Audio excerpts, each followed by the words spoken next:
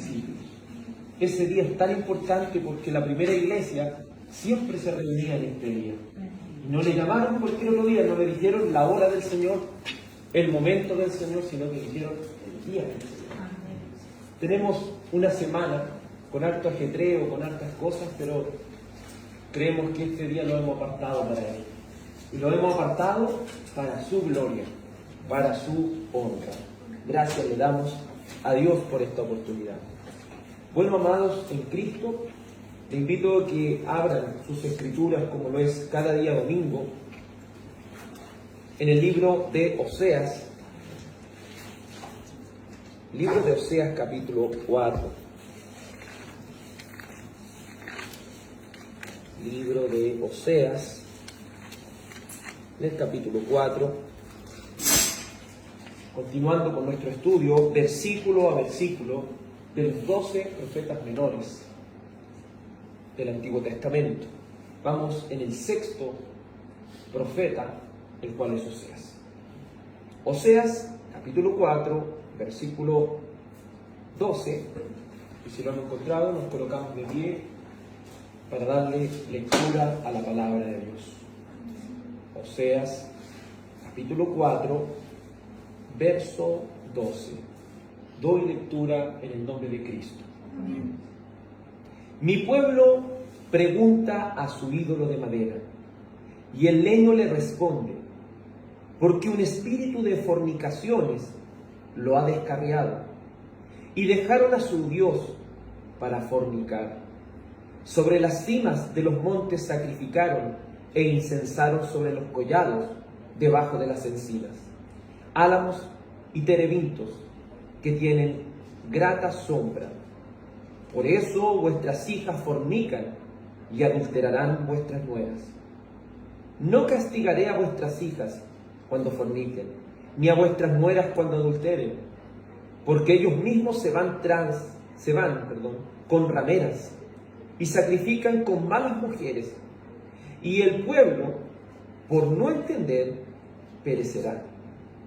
Si fornicas tú, Israel, que al menos no peque Judá, y no entréis en Gilgal, ni subáis a Ben-Aben, ni juréis, vive Jehová, porque se ha encabritado Israel como novilla indómita.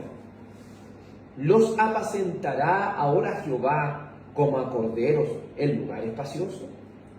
Efraín está ligado a los ídolos, déjalo. Cuando se les pasa la embriaguez, se dan a la fornicación, cambian la gloria por la ignominia. El viento los envolverá en sus alas y serán avergonzados de sus sacrificios. Amén. Oremos. Dios Padre, agradecemos que en tu amor y misericordia nos hayas permitido, Señor, estar un día del Señor en este lugar. Nos has dado el tiempo, Señor, nos has dado la vida, nos has dado la salud, y aquí estamos, Señor, para tu gloria y honra. Te suplico que nos des sabiduría, que nos des entendimiento, porque hemos venido a buscar, Señor, este alimento para el alma. Señor, si pudiste hablar a través de un burro, Señor, creo que lo puedes hacer conmigo también, Señor. Por eso te ruego, Dios Padre, que cada uno de nosotros sea edificado, no por la palabra del hombre, sino por la palabra de Dios.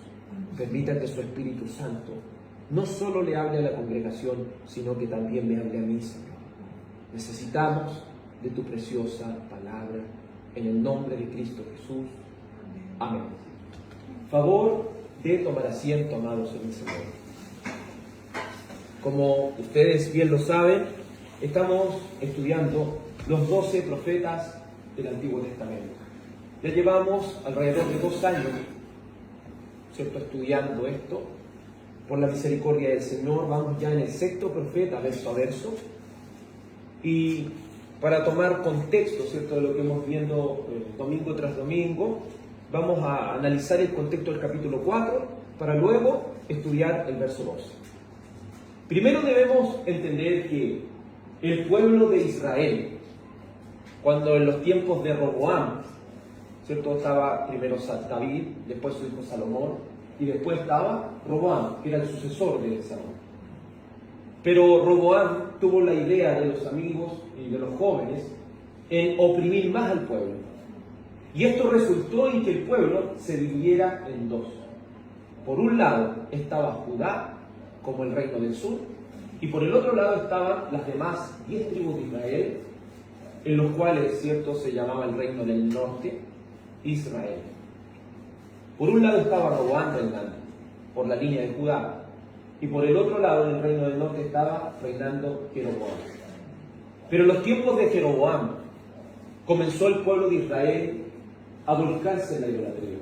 Recordemos que el sacerdocio estaba en Jerusalén. Entendemos también que toda la adoración había que ir a Jerusalén para ir.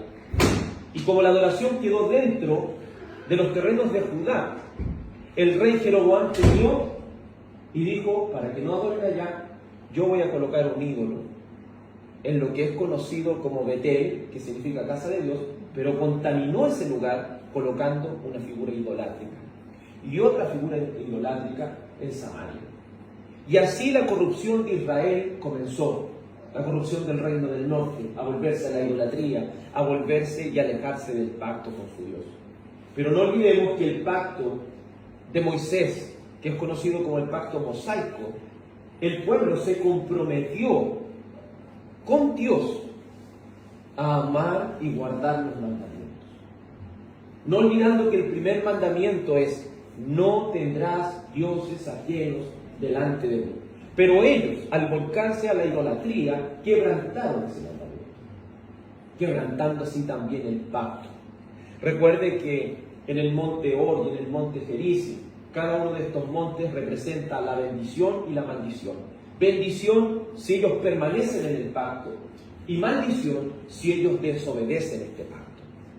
Y ellos, al desobedecer este pacto, vendría la maldición sobre ellos, vendría la ira y el castigo de Dios. En ese contexto podemos ver el capítulo 4. En los tiempos de Oseas, que es un predicador y un profeta de aquella tribu aquella reino del norte, el reino de Israel, empieza a hablarle a ellos y a decirle que Dios tiene un pleito con ellos. Y lo hemos dicho, pleito significa que iban a ser llevados a juicio porque habían quebrantado el pacto con su Dios. Eran muchos años que había pasado. Recuerde que la Escritura dice que Dios es tardo para la ira y es grande en misericordia. Pero esa ira Él la puede retardar, pero en algún momento tiene que llegar. Este tiempo de Oseas es crucial, porque pasando este tiempo, unos años más, vendrían los asirios y destruirían por completo a Israel, a las 10 tribus, al reino del norte. Por eso en los tiempos de Jesús, los samaritanos, que representan al reino del norte, la capital del reino del norte, ellos ya no estaban en el pacto, ellos eran conocidos como los de oro, porque era gente mezclada con los paganos. Entonces, dice el Señor por boca de Oseas en el capítulo 4, verso 1, oíd palabra de Jehová, hijos de Israel, porque Jehová tiene pleito con los moradores de la tierra. Y tiene pleito porque ellos, lo hemos dicho, quebrantaron el pacto. Ya no había verdad, es decir, la palabra de Dios ya no estaba presente entre el pueblo. No solo no había verdad, sino que tampoco había misericordia. Lo hemos dicho, para cumplir la ley, recuerde que los 10 mandamientos están divididos en 2 tablas, como se dice. 4 mandamientos referidos a Dios y 6 mandamientos referidos a nuestra responsabilidad hacia nuestro prójimo. Pero ellos, al no hacer misericordia, ellos ya estaban quebrantando los 6 mandamientos referidos al hombre. Y añade y dice, tampoco tenían conocimiento de Dios en la tierra. Eso nos quiere decir a cada uno de nosotros, que si ellos no conocen a Dios, ¿cómo han de servir? Si ellos no conocen a Dios, ¿cómo han de permanecer en el pacto? Por lo tanto, ellos a grandes rasgos habían quebrantado totalmente este pacto mosaico. Luego, en los siguientes versículos, el profeta Oseas les sigue diciendo a ellos, explicando qué es lo que ellos hacían. Ellos perjuraban, ellos mentían, ellos mataban, ellos hurtaban, ellos adulteraban, ellos oprimían. Ellos hacían homicidios tras homicidios. Y eso no nos quiere decir otra cosa que ellos, con sus actos, estaban quebrantando el pacto. Por lo tanto, ¿qué es lo que vendría? La maldición sobre ellos. ¿Y cuál era la maldición? Que la tierra sería maldecida por causa de que ellos habían quebrantado el pacto. La tierra prometida se caracterizaba por tener abundancia, pero esa abundancia sería cortada a causa de esta maldición. Por lo tanto, todo hombre iba a languidecer. Eso quiere decir que se iba a adelgazar tanto por falta de comida. Los animales iban a empezar a morir, los peces iban a empezar a desaparecer. Todo por causa del juicio de Dios hacia un pueblo que se había olvidado de él. Pero esta corrupción era tan grande que ya no solo había venido sobre el pueblo, sino también sobre los líderes, sobre los profetas y sobre los sacerdotes. Esto no nos dice otra cosa, que esto ya se había vuelto apostasía. Lo hemos dicho, apostasía significa colocarse fuera de la fe, colocarse fuera de la palabra de Dios. Ellos, aunque pretendían rendirle culto a Dios, lo estaban haciendo de una mala forma. Lo estaban haciendo alejados de la misma palabra de Dios. ¿Y qué terminaron haciendo sino sirviendo a la idolatría? Entonces, desde el profeta hasta el sacerdote se habían corrompido y se habían contaminado. Porque recuerden, al estar todo el pueblo en esa situación y el profeta le iba a advertir las cosas, ¿cómo iban a tomar al profeta? Lo iban a matar. Entonces, muchos de los profetas, para que la gente los amara y no los matara, ellos les predicaban a la gente bendición, les predicaban paz, lo que la gente quería oír.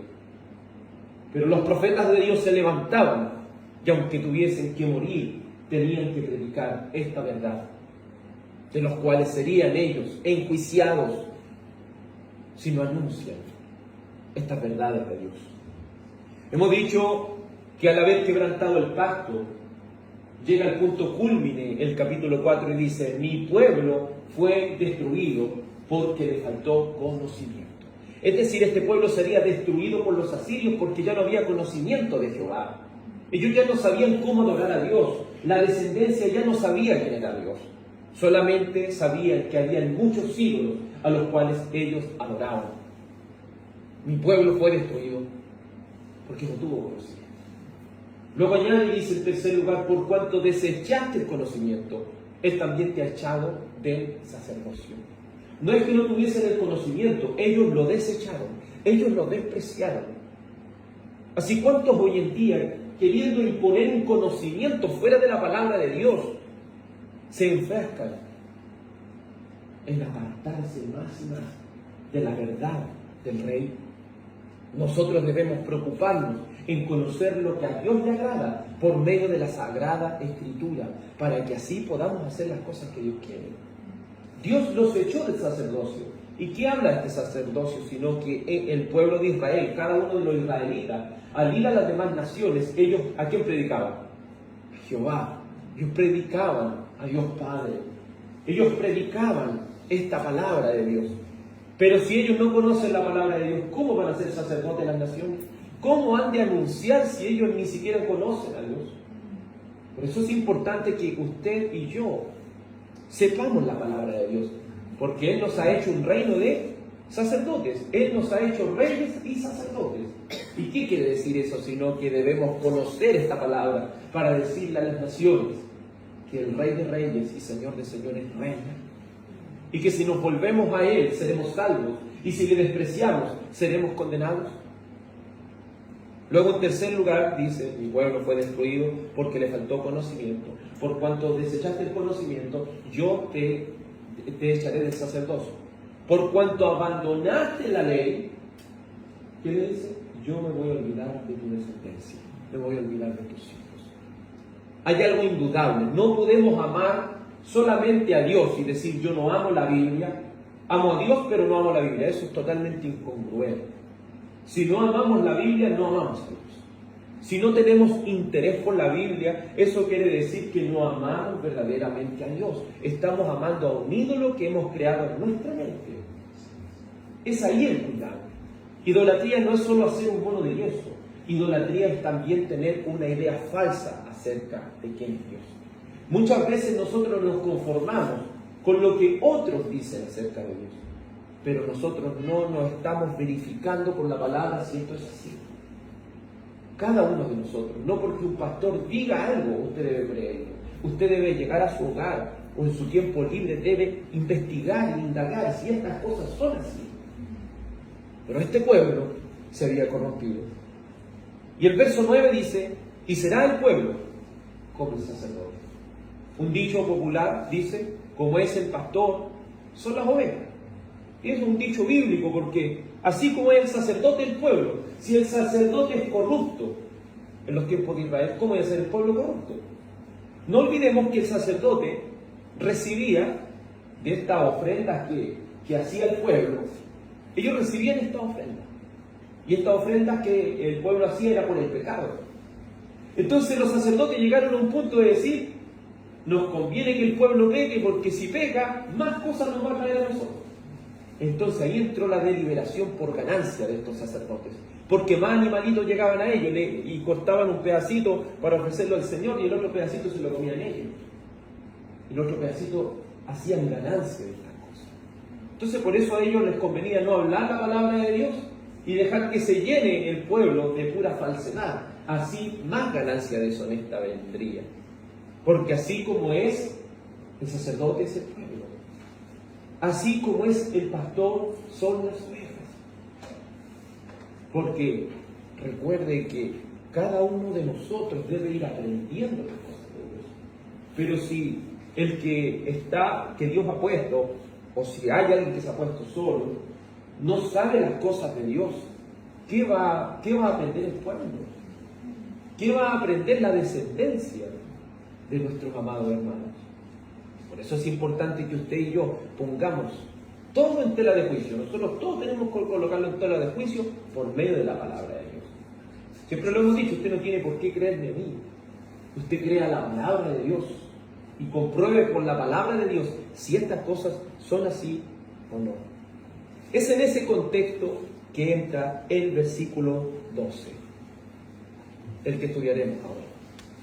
Dice el verso 12, mi pueblo pregunta a su ídolo de madera, y el leño le responde, porque un espíritu de fornicaciones lo ha descarriado, y dejaron a su Dios para fornicar.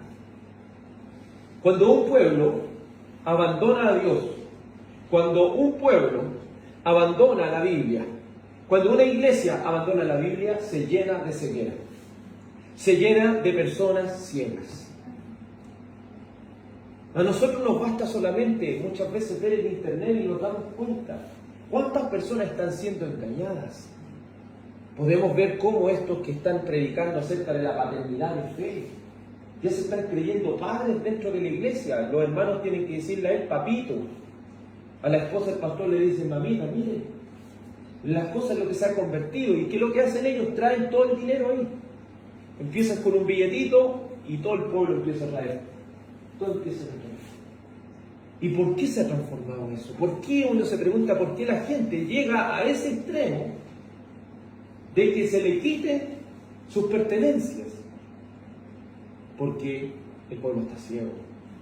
Porque el pueblo no conoce el verdadero Dios. Y debemos decirlo con todas sus palabras. Ese pueblo y esos pastores aman el dinero. El amor de ellos es el dinero. ¿Por qué la gente viene y trae esas cosas? ¿Por qué se habla solamente del dinero muchas veces en las congregaciones? Porque el Dios de esas congregaciones es el dinero. Ese es su ídolo.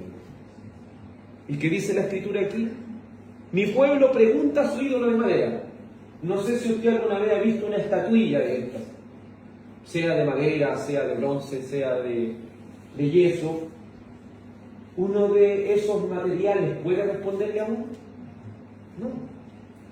Pero ellos estaban tan cegados, ellos estaban tan convencidos de que esas estatuillas le hablaban, que ellos decían, me responde, me está respondiendo esta estatuilla, me está respondiendo este ídolo de madera, me está respondiendo.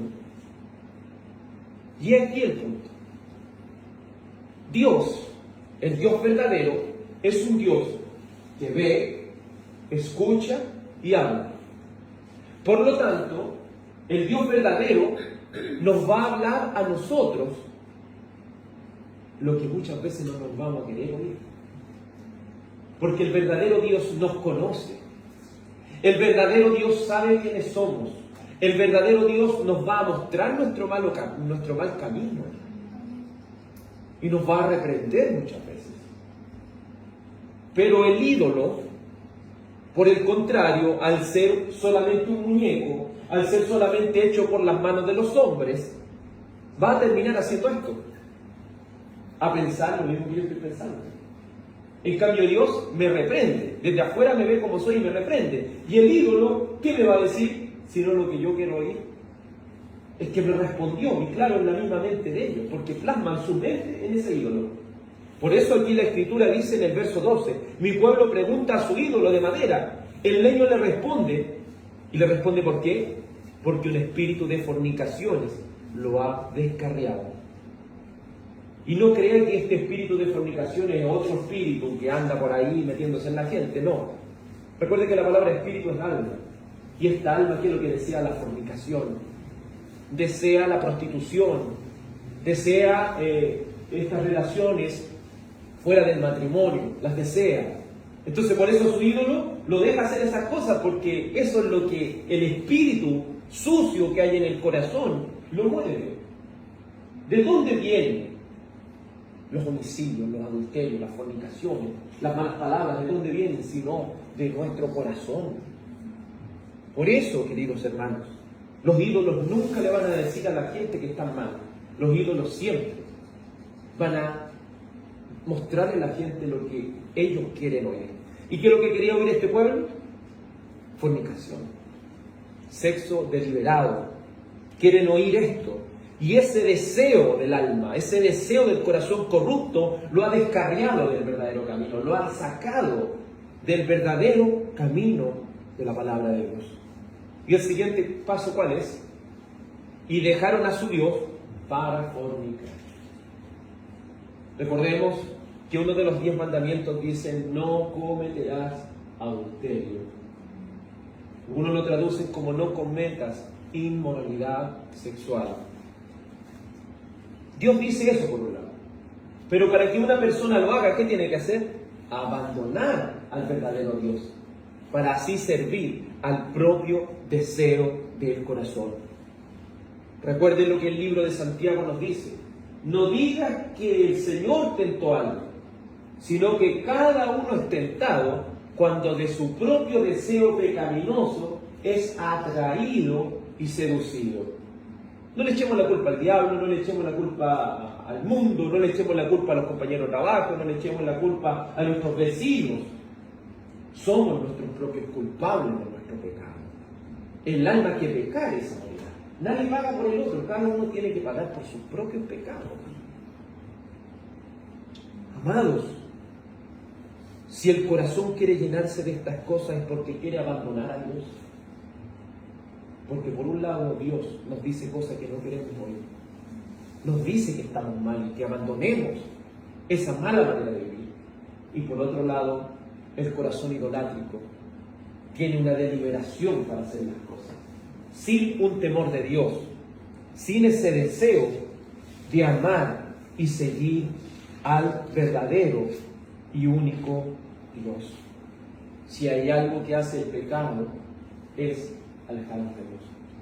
No olvide que San Juan capítulo 3 versículo 19 dice, los hombres amaron más las tinieblas que la luz, porque sus obras eran malas. No quieren venir a la luz y no quieren venir para que sus obras no sean reprendidas.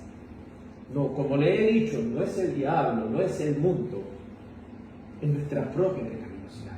Se ha dicho que los 3 peores enemigos del hombre son el mundo, el diablo y la carne.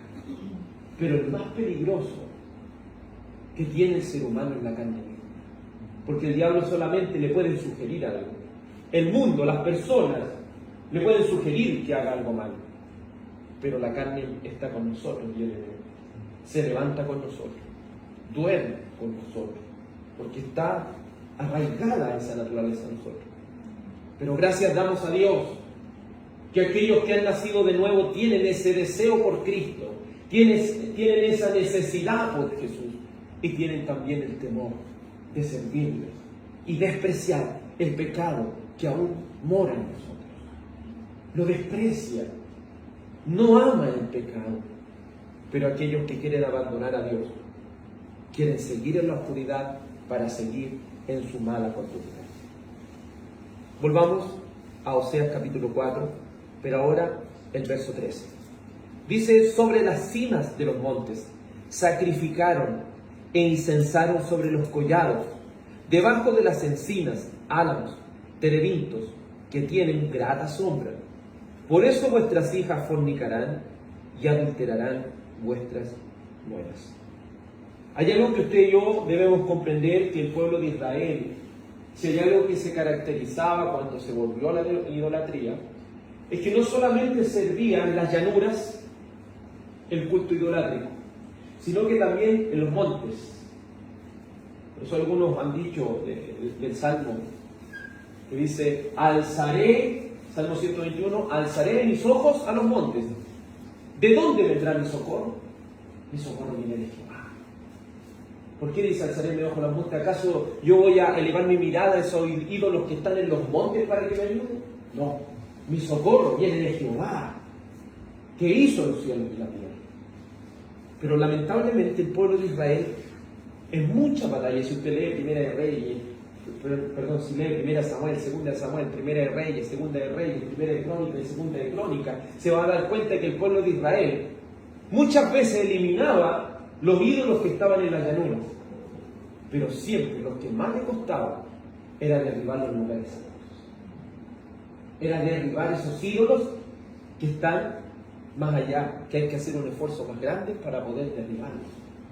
Siempre permanecían, una y otra vez se repetía.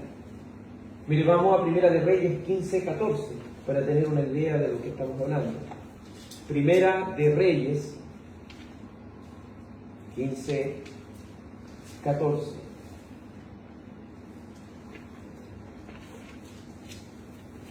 Primera de Reyes 15-14.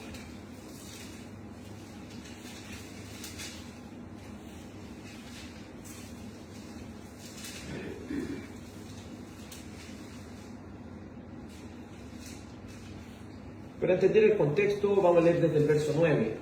Primera de Reyes 15:9 es el reinado de Asa. Y dice así: en el año 20 de Jeroboam, rey de Israel, Asa comenzó a reinar sobre Judá, y reinó 41 años en Jerusalén. El nombre de su abuela fue Maaca, hija de Abisalom. Asa hizo lo recto ante los ojos de Jehová, como David su padre, porque echó del país a los sodomitas y quitó todos los ídolos que sus padres habían hecho.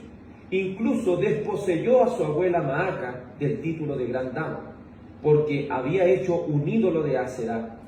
Además deshizo Asa el ídolo de su abuela y lo hizo quemar junto al torrente de Cedrón. Sin embargo, los lugares altos no se quitaron. Con todo, el corazón de Asa estuvo de parte de Jehová toda su vida. ¿Se fija? Que era fácil derribar los que estaban ahí, y ellos lo veían como una gran victoria, pero dice: sin embargo, los lugares altos no se quitaron. Hay personas que solamente se contentan y dicen: he abandonado las drogas, he abandonado el alcohol, he abandonado, ya no tomo, no fumo, ya no voy a fiesta, y uno dice entonces ahora soy cristiano. No necesariamente. A veces hay ídolos más fuertes que esas cosas naturales. La soberbia, el orgullo, la obstinación, el pensar que siempre tengo la razón. Siempre esos ídolos están en los lugares altos y cuesta, porque uno dice que yo siempre he sido así. La excusa que uno tiene siempre es que yo siempre he sido así. Pero el Señor vino a transformar cada área de nuestra vida, no solamente a sacarnos del alcohol y las drogas. Eso es la punta del iceberg. Él vino a transformar y a reformar cada parte de nuestro corazón. No es que yo ahora no fornico, pero puedo estar en la televisión o en el internet viendo pornografía. ¿No es acaso eso pecado delante de los ojos de Dios? Que el Señor nos libre, hermanos. No es que yo ya no tomo ni fumo, pero en el trabajo me ando riendo de la obscenidad. Ando tirando chistes obscenos o me ando riendo con ellos. Me pongo a ver cualquier cosa en la televisión. Dios está con nosotros siempre. Y aquellos que temen a Dios deben estar dispuestos aún a derribar esos lugares santos. Porque este pueblo, en la cima de los montes, adoraba a dioses que no eran dioses. Volvamos a Oseas capítulo 4, verso 13. Sobre las cimas de los montes sacrificaron e incensaron sobre los collados, debajo de las encinas, álamos y terebintos que tienen grata sombra. Y que ellos eran también vivos, porque esta idolatría no la hacían a todo sol.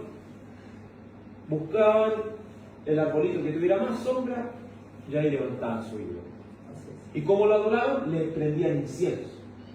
Prendiendo incienso a esos dioses, y ahí ellos hacían sus ritos y todo esto. Pero estos ritos eran más terribles todavía.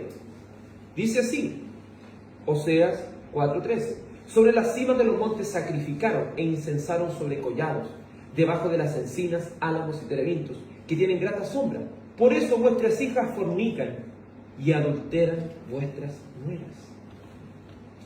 Si hay algo que se hacía en el culto idolátrico, no era solamente sacrificar a los ídolos, no era solamente incensar a los ídolos, no era solamente estar ahí haciendo algún tipo de oración o algún tipo de adoración, sino que se prestaba a eso también para lo que se llama como prostitución idolátrica. Ellos realizaban tipos ciertos de inmundicia ahí dentro de lo que es este culto idolátrico. Y terriblemente vemos que estaban las hijas de estas cabezas del hogar. Estaban también las esposas cometiendo todo este tipo de actos ilícitos para rendirlo en adoración. Por eso en la antigüedad existían las sacerdotisas, ¿cierto? Existían todo este tipo de cosas porque ellos para adorar hacían este tipo de conductas. Miren lo que dice ahora el verso 14. No castigaré a vuestras hijas cuando forniquen, ni a vuestras nueras cuando adulteren, porque ellos mismos se van con rameras y sacrifican con malas mujeres, y el pueblo, por no entender, perecerá. Aquí hay un pecado grande. ¿Por qué las mujeres hacían esto? ¿Por qué las nueras? ¿Por qué las jóvenes hacían esto? Era porque en su hogar eso era normal. Les hablo a aquellas cabezas de familia, a aquellos maridos, les hablo. Si ustedes no están fundamentados en la palabra de Dios, ¿qué le espera a su descendencia? Si ustedes no están fundamentados en la palabra de Dios, ¿qué le espera a los que vienen detrás de ustedes? Por eso es importante que cada cabeza de familia esté afianzado y cementado en la palabra de Dios. Que tengamos ese deseo de conocerle más. Porque el pecado no solo afecta al que lo comete, sino también a su descendencia. Porque aquello que el padre hace como normal, el hijo lo va a imitar. Aquello que el padre ve como normal, el hijo va a seguir ese mismo proceder. Por eso debemos cuidar nuestro comportamiento. Y el Señor dice, no voy a castigar. Y aquí no quiere decir que ellas se la van a llevar peladas, como se dice, ¿no? Ellas también van a recibir un castigo. Pero ese no castigaré se refiere a que más castigo va a recibir aquellas cabezas de familia. Porque ellos se arrancan con rameras. Ellos con estas prostitutas de estos servicios de adoración que hacían a los ídolos, engañaban a sus esposas. Otros fornicaban antes del matrimonio. Y ellos estaban arrastrando a su propia familia a estas cosas. Dice, no castigaré a vuestras hijas cuando forniquen, ni a vuestras nueras cuando adulteren, porque ellos mismos se van con rameras y sacrifican con malas mujeres. Y el pueblo, por no entender, va a perecer. Si hay algo que quiere atacar el enemigo, es a la cabeza del hogar. Porque si ataca a la cabeza del hogar, ¿qué va pasando? Es un duro golpe. Es un duro golpe a la familia. Pero gracias damos también a Dios, que ha puesto mujeres valientes, que a pesar de todas estas cosas igual se levantan para servir al Señor. Eso es valorable, eso es algo grande delante del ojo de Dios. Pero si hay algo que siempre las esposas deben hacer es orar por su esposo. Porque el enemigo a toda costa quiere destruirlos. Porque sabe que si los destruye a ellos, va a ser un duro golpe a la familia. No piense, hermano, que por no tener una persecución física hoy en día, estamos libres de estas cosas. Hay una persecución muy grande que el enemigo está haciendo sobre la familia. Ahora no nos basta tener un conocimiento simplista de la Biblia. Se le está enseñando a los niños identidad de género en los mismos colegios. Se le está enseñando filosofías. Se le está enseñando tantas cosas que hoy día los padres no están entendiendo y no tienen las explicaciones muchas veces para darle a sus hijos. Por eso, amados, no nos alcanza hoy en día con tener un conocimiento simplista de la Biblia. Necesitamos profundizar aún más. Y los padres necesitan profundizar aún más para tener todas las respuestas. No de lo que ellos creen que puede ser, sino por medio de la palabra de Dios. No respuestas que sean tan débiles que el argumento de este mundo la va a destruir en un 2x3, sino respuestas sólidas por medio de la palabra de Dios, capaz de convencer el corazón de aún aquellos que contradicen. Para eso debemos estar preparados, amados, para presentar defensa, o como se dice en teología, apologética.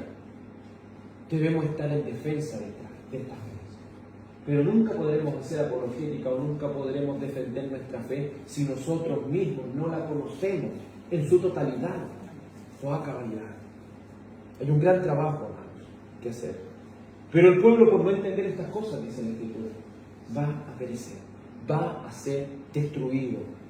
No solamente ellos, sino sus familias. Verso 15, Oseas 4:15. Si fornicas tú, Israel, al menos no peques Judá, y no entréis en Gilgal, ni subáis a Ben-Aben, ni juréis, vive Jehová.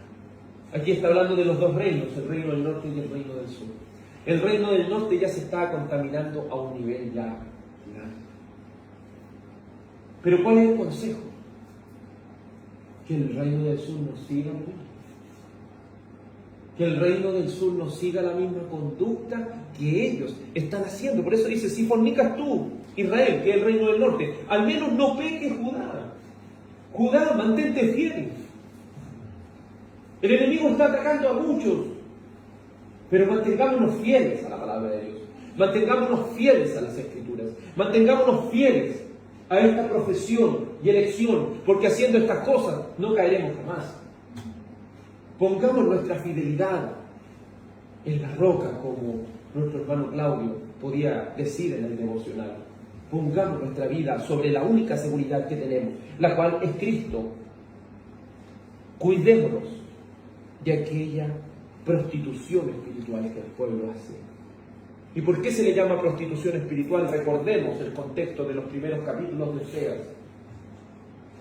Que al final no solo ellos van tras un ídolo, sino que van con otro ídolo, con otro ídolo, con otro ídolo. Entonces ellos se van enfrascando en tantas cosas. Vean como los chinos, cuántos ídolos, ellos van haciendo ídolos, todos los días van haciendo un ídolo, todos los días van haciendo algo. Es así, el ser humano es un creador de ídolos. Siempre está haciéndolo, siempre está haciéndolo. Muchos tienen a Jesús, pero no al Jesús de las Escrituras, sino un ídolo más.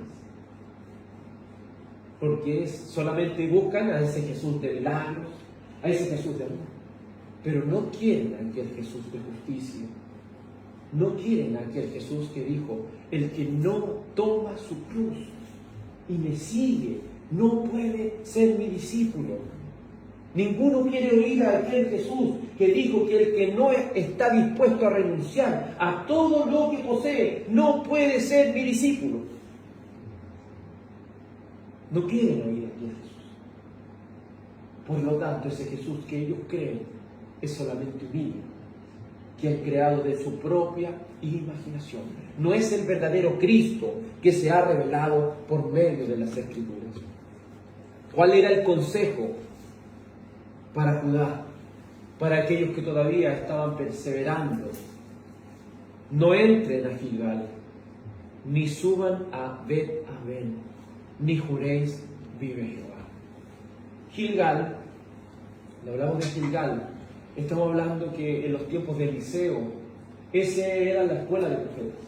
Ahí en Gilgal, en esa ciudad, había una escuela de profetas. Era la escuela donde se preparaba a todas estas personas que anunciarían la palabra de Dios. Pero Gilgal, que era un punto tan estratégico para estudiar la palabra de Dios, ahora estaba llena de idolatría. Entonces les dice: ya no suban a aquel lugar, no vayan a aquel lugar. Entendamos una cosa: Judá tiene por capital Jerusalén, y Gilgal y Betel, que es Ben-Abel, están en los límites, si lo podemos decir, en la frontera. Entonces era fácil traspasar la frontera, ir a Gilgal, ir allá a Betel. Pero les dice a aquellos que están en Judá, a aquellos que están en el reino del sur: no suban a la frontera. No suban pensando que allá todavía están los profetas, no suban allá. Si quieren seguir permaneciendo fieles al Señor, no suban a Gilgal. Y también dice: no subas a Bet-Aven. Bet-Aven significa casa de iniquidad. Y Betel, ¿qué significa? Casa de Dios. El profeta ya ni siquiera se atreve a nombrar cómo se llama esa ciudad. Ya no le llama casa de Dios, porque eso ya no es la casa de Dios, ¿me entiendes? Eso ya es la casa de iniquidad, es la casa de gran pecado. Porque habían transformado la casa de Dios en una casa de gran pecado.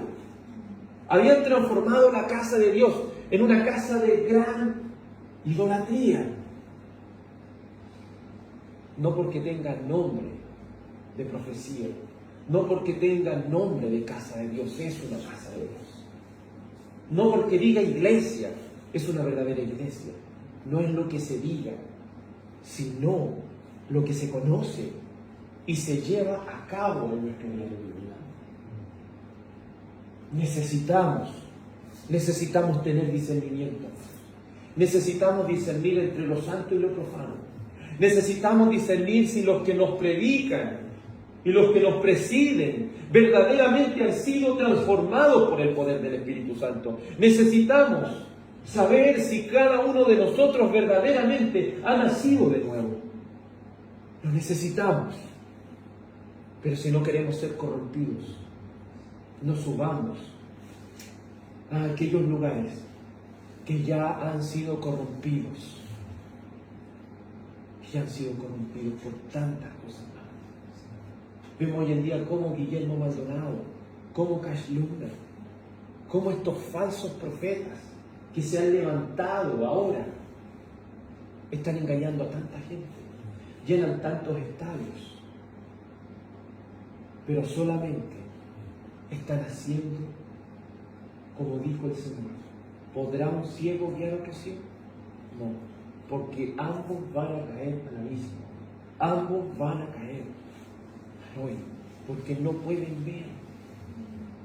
No suban a la casa de iniquidad, porque ya no es la casa de Jehová. Porque ellos pensaban que llegando allá van a decir: viva Jehová. Si es Dios a quien servimos. Y usted puede ir a aquellos lugares y ellos, ¿qué van a decir? Aquí estamos sirviendo a Dios. No suban a aquel lugar, no entren a aquel lugar, ni siquiera juren: viva Jehová. Porque el Señor ya no está ahí. El Señor no está en medio de la corrupción. Entendamos una cosa, Dios es santo. Y donde ese lugar está corrompido, Él no está.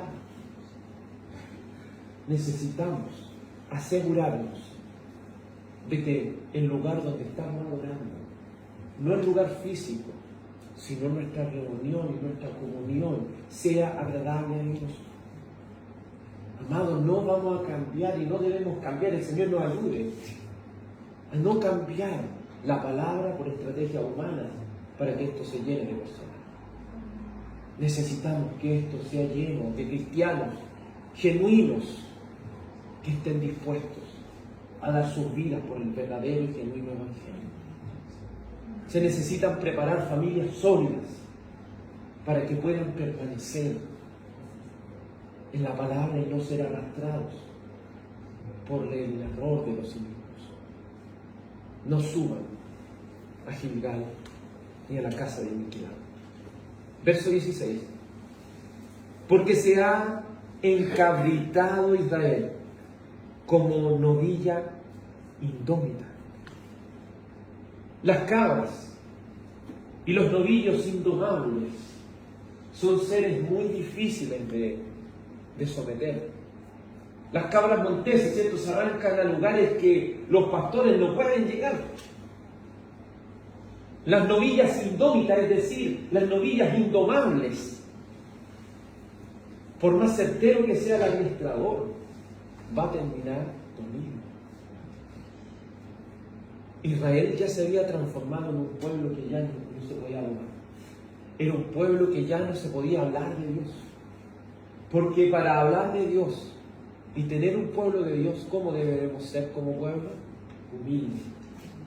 Hemos cantado hace un momento el libro de Miqueas. Por eso estamos procurando que cada canción, no vamos a decir todas, pero que cada canción sea un texto bíblico, para que ese texto vaya llegando y vayamos aprendiendo la palabra de Dios. No estamos en contra de los cánticos, de los demás cánticos, pero sí hay algo importante. No hay nada más certero que la palabra, porque esa es la que va a resonar en nuestros corazones. No sé si a usted le pasó, pero desde que hemos empezado con esa alabanza, en toda la semana no se me quita de la cabeza, me queda ese texto bíblico.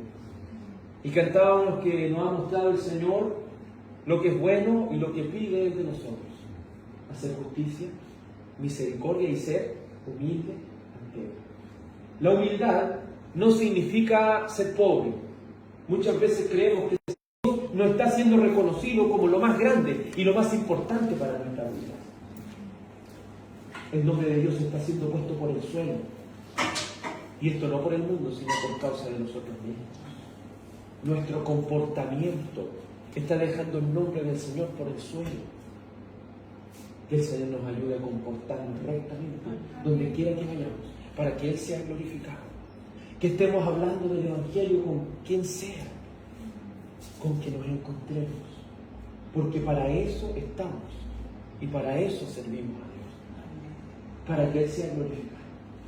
No para que nos den un aplauso a nosotros, sino para que Dios reciba toda la gloria y toda la honra. ¿Cuántas personas de esta villa están muriendo? ¿Cuántas personas de esta región y de este país y del mundo están muriendo? Y nosotros, estáticos, no trabajando para la gloria de Dios. Que el Señor pueda despertarnos para que podamos ser seres tomables. Humilde, no le he dicho que humilde significa andar con la cabeza agacha. Humilde significa usar nuestra fuerza para aquel que nos dirige, para aquel que nos quiere llevar para su gloria. Pero este pueblo se había encabritado, se había vuelto una novilla indomable. Y hace la pregunta: ¿los apacentará ahora Jehová como a cordero en lugar espacioso? Queremos ser ovejas de Dios, pero no queremos ser domados. Queremos llenar las iglesias de personas que quieren hacer lo que quieren, ¿no? Pero no queremos llenar de ovejas la congregación. Si es preferible, hermano, que seamos 10 personas, 8 personas, 15 personas, pero que seamos ovejas del Señor y no cabras que quieren hacer lo que quieren. Es preferible eso, amados. Que seamos personas que nos vayamos al cielo Y no que vivamos engañados toda una vida en una iglesia y nos vayamos al infierno. Recuerde lo que la Escritura dice. Muchos en aquel día dirán, Señor, Señor. Recuerde que cuando un judío repite 2 veces, más de 2 veces algo, está queriendo decir una cercanía, está queriendo decir algo importante. Entonces ellos que dicen Señor, Señor son personas que iban a la iglesia, son personas que pertenecían visiblemente, no de verdad, sino visiblemente, iban a una iglesia. Por eso ellos dicen Señor, si en tu nombre echamos fuera demonios, en tu nombre hicimos esto y hicimos aquello, predicamos en las calles, Señor. Y el Señor les va a decir, yo no los conozco, yo no sé quiénes son ustedes, váyanse al fuego eterno. Conocer no significa que yo sé quién es.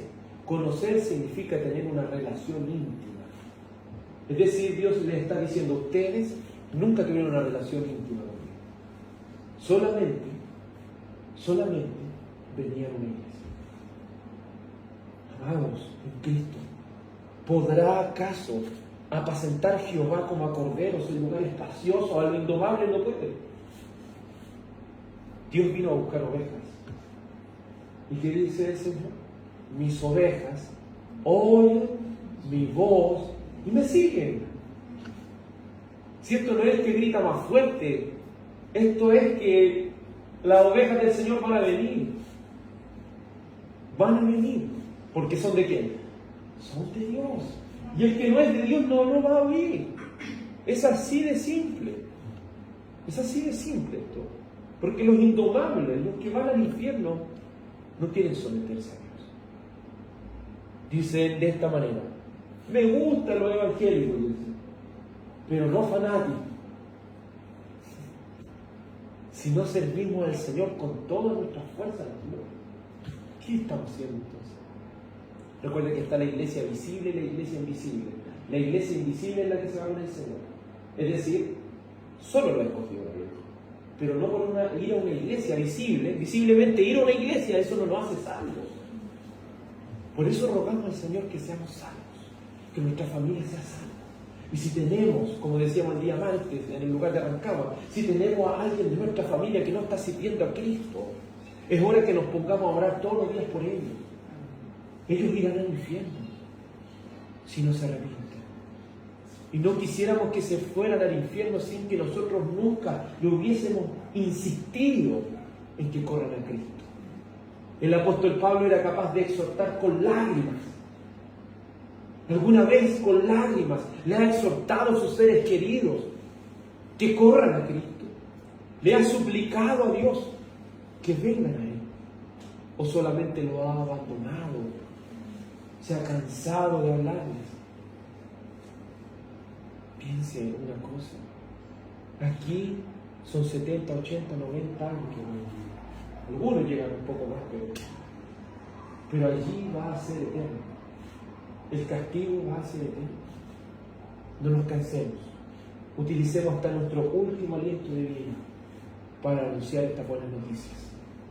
Que solo por medio de Cristo podemos hallar salvación, en ningún otro. Con tristeza y por medio de los discipulados nos hemos ido dando cuenta. Hay personas que piensan que deben predicar en una iglesia. Nosotros no predicamos en una iglesia.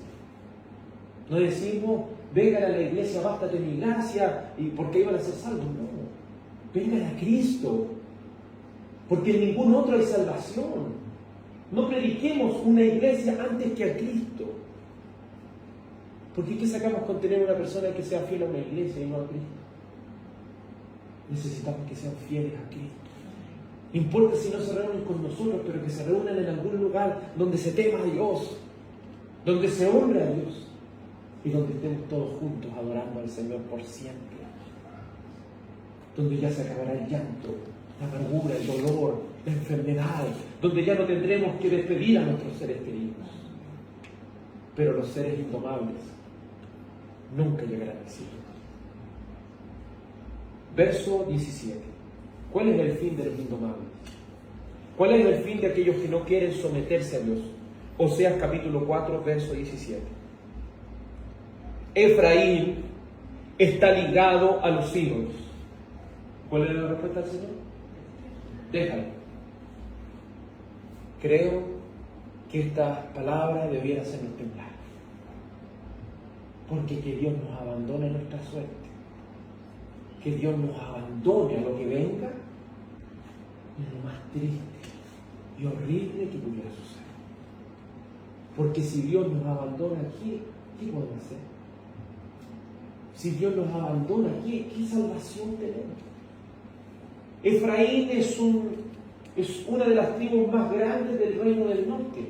Por eso, cuando se habla de Efraín en la Biblia, se está hablando del reino del norte, se está hablando de Israel. Eso está hablando esto. Israel está ligado, es decir, está unido, tiene comunión con los ídolos. Déjalo. El mayor castigo es eso. Déjalo. Porque si Él nos abandona, dice la Escritura, horrenda cosa es caer en las manos de un Dios viviente. Muchos han dicho, no, lo más terrible del infierno es que Dios no va a estar ahí. No, lo más terrible del infierno es que Dios va a estar ahí, pero va a estar su justicia y no su misericordia. Va a estar su ira y no su amor. Por eso, amados, no juguemos con estas cosas, porque no quisiéramos ser abandonados por Dios. No quisiéramos decir esto, no quisiéramos ser desechados por Dios. Porque aquellos que pecan voluntariamente, dice Hebreos, capítulo 10, verso 26, si pecáremos voluntariamente después de haber recibido el conocimiento de la verdad, ya no queda más sacrificio, sino una horrenda expectación de juicio y de hervor de fuego que ha de devorar a los adversarios. Eso no lo sabemos en el contexto inmediato. Eso lo sabrán las personas cuando lleguen ante el juicio de Dios. Porque podemos conocer las cosas. Pero si no entregamos nuestro corazón a la palabra de Dios, no sirve de nada. Más castigo recibiremos. Amados, no quisiéramos ser desechados por Dios. Y si el pueblo fue desechado por Dios, ¿sabe por qué fue desechado? No porque Dios lo estuviera mal, sino porque ellos insistieron en abandonar a Dios, insistieron en alejarse de Dios, insistieron en su mala manera de vivir, insistieron en su pecado e injusticia. Efraín está unido a los ídolos. Déjalo. Verso 18. Cuando se les pasa la embriaguez, se dan a la fornicación. Cambian la gloria por la ignominia. La embriaguez, ¿qué es lo que produce? Porque un cristiano, nunca hemos dicho que un cristiano no puede tomar un vaso de vino, un cristiano puede hacerlo. Lo que no debe hacer es curarse, embriagarse. Porque la Escritura no dice los que toman vino van al infierno, dice los borrachos no entrarán al reino de los cielos. Entonces, ¿por qué no entrarán al reino de los cielos? Porque un borracho, al quedar bajo la influencia del alcohol, pierde su capacidad de discernir las cosas.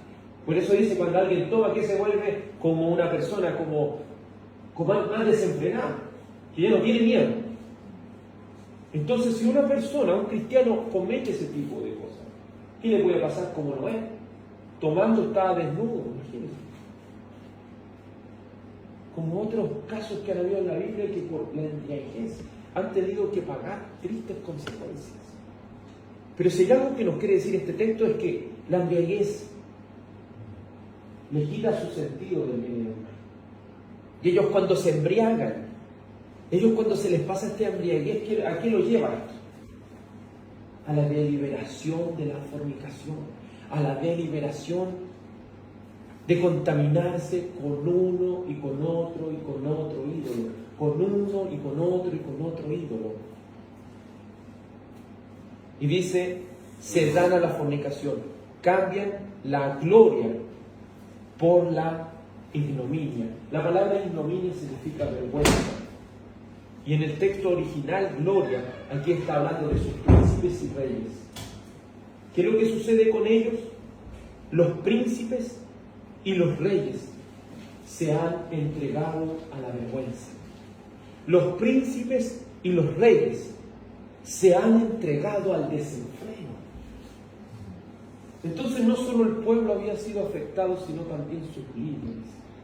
Y si sus líderes fueron hechos vergüenza, ya no hay más que hacer. Y termina el verso 19 así: el viento los envolverá en sus alas y serán avergonzados de sus sacrificios. La palabra viento, ¿cierto? Aquí la palabra viento, y el envolver con las alas, está hablando de un viento destructor, un viento que arrasa con todo su paso, un viento que trae, ¿cierto?, esa destrucción, esa ruina, esa desolación. Entonces lo que provocaría todo esto y el desechamiento de Israel provocaría la ruina de ellos. ¿Y esa ruina en qué terminaría? En que ellos después les dé vergüenza el desierto. Porque piense eso, cuando estamos bien, se fija, estamos bien, estamos bien en la vida, y estamos haciendo cosas malas y nos sigue yendo bien. Y nos sigue yendo perfectamente en las cosas. Y empezamos a andar ahí tranquilamente, no nos pasa nada. Dios desecha. ¿Y qué viene después? Sino la ruina y el desastre a su paso. Y cuando ven todo en el suelo y ven esos ídolos que tenían, caídos, que no pudieron ayudarlos, se entregan a la vergüenza, porque da vergüenza. Da vergüenza haber servido a ídolos. Y hoy en día los ídolos del hombre y de la mujer no son solamente los monos de yeso. Todo lo que sea más importante que Dios en nuestra vida se ha transformado en Dios. Si hay algo más importante que Dios en nuestra vida, y si nos aferramos a eso, lamentablemente tendremos que perecer en la ruina y en el justo castigo de Dios. Porque el Señor dijo: el que no dejare padre, madre, hijo, hija, esposo, esposa, por causa de mí, no es digno de mí. Aquí no está diciendo que usted debe odiarlos, aquí no está diciendo que usted debe abandonarlos, sino que la Escritura, si hay algo que nos quiere mostrar, es que nosotros, amados, no podemos tener nada más importante que Dios en nuestra vida. Es que nosotros debemos tener a Dios como el ser principal a quien debemos amar y servir por encima de todas las cosas. Si nadie quiere servir al Señor, solo vamos a servir al Señor, porque Él es el más precioso. Podemos perder las cosas materiales que tenemos, pero aún así servir a lo más importante que tenemos, a Dios.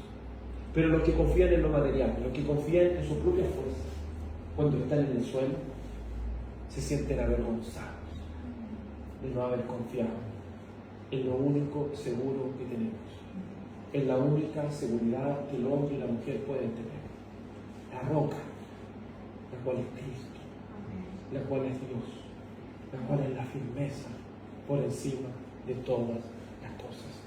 Así termina este capítulo 4 de Oseas. Oremos. Dios Padre, por tu precioso amor y misericordia, hemos podido, Señor, estudiar esta palabra de Dios. Te rogamos, Dios mío, que por medio de tu piedad, que por medio de tu gracia, nos permitas hallar salvación y vida eterna. Eche de nosotros, oh mi Dios, toda pecaminosidad, toda perversidad, todo aquello, Señor, que se transforme en un ídolo en nosotros. Si hay lugares altos que aún no hemos derribado, permitan, Señor, que sean derribados por el poder y la gloria de Dios. Señor, permítenos ser humildes ante ti. Permítanos con humildad acercarnos al trono de la gracia, para que Él utilice nuestras fuerzas, Él utilice nuestros recursos para su gloria y para su honra. Señor, si hay alguno que no ha nacido de nuevo, Te suplico que le salves por amor de tu gracia y por amor de tu precioso nombre. Te rogamos, Señor, y te suplicamos, por el amor de Cristo Jesús, que nos laves, que nos limpies, nos purifiques y nos hagas seres sumisos y obedientes a tu palabra. Señor, por amor de tu precioso nombre, si has de castigarnos para que aprendamos, Señor, hazlo. Si has de humillarnos para que aprendamos, Señor, humíllanos, Señor. Porque preferimos, ser humillados en esta tierra que ser humillados en el infierno. Preferimos, Señor, experimentar la vergüenza aquí que ser avergonzados en el infierno. Sálvanos, Señor, de la perversa generación. Sálvanos, oh Señor, del pecado que está en debilidad. En el nombre de Cristo Jesús. Amén y amén. Gracia y paz, amados en el Señor. Que el Señor les